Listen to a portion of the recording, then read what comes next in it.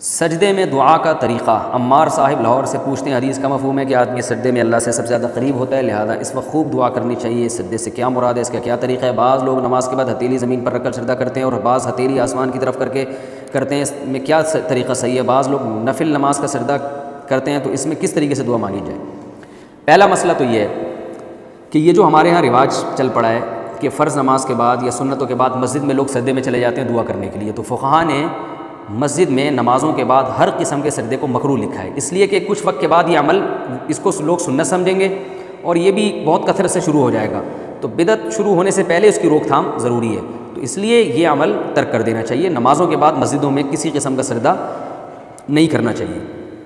تاکہ لوگ بعد میں چل کے اس کو سنت سمجھنا نہ شروع کر دیں۔ رہا یہ مسئلہ کہ ویسے ہی سجدہ کرنا بالکل جائز ہے،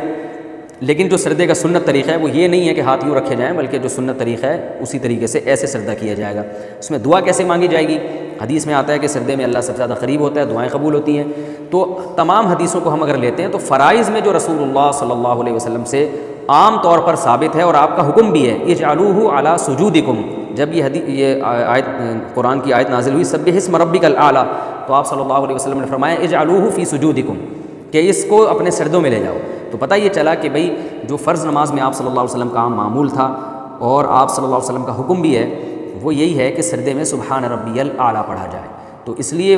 دعا کوئی کر لے عربی میں تو وہ بھی جائز ہے، چاہے فرض نماز ہو یا نفل نماز ہو، لیکن افضل بہرحال یہی ہے کہ فرض نمازوں کے سجدے میں صرف سبحان ربی الاعلیٰ پر ہی اکتفا کیا جائے۔ نفل نماز کے سجدے میں سبحان ربی الاعلیٰ بھی پڑھیں، اس کے بعد آپ اگر کوئی دعا پڑھنا چاہتے ہیں تو وہ بھی پڑھیں، لیکن سجدہ چونکہ نماز ہی کا حصہ ہے لہذا اس میں ایسی دعا مانگنا جو لوگوں کے کلام کے مشابہ ہو یہ جائز نہیں ہے، کیونکہ نماز میں لوگوں کے کلام کے مشابہ کلام آپ نہیں کر سکتے، چاہے وہ عربی میں ہو، انگلش میں، اردو میں ہو، تو اس میں وہ دعائیں آپ مانگیں گے جو قرآن و سنت سے ثابت ہیں تاکہ آپ کا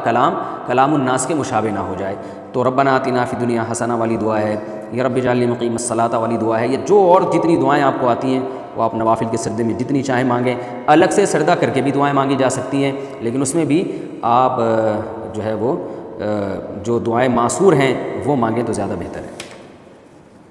معصور کا کیا جو نبی صلی اللہ علیہ وسلم سے منقول ہیں یا قرآن سے منقول ہیں۔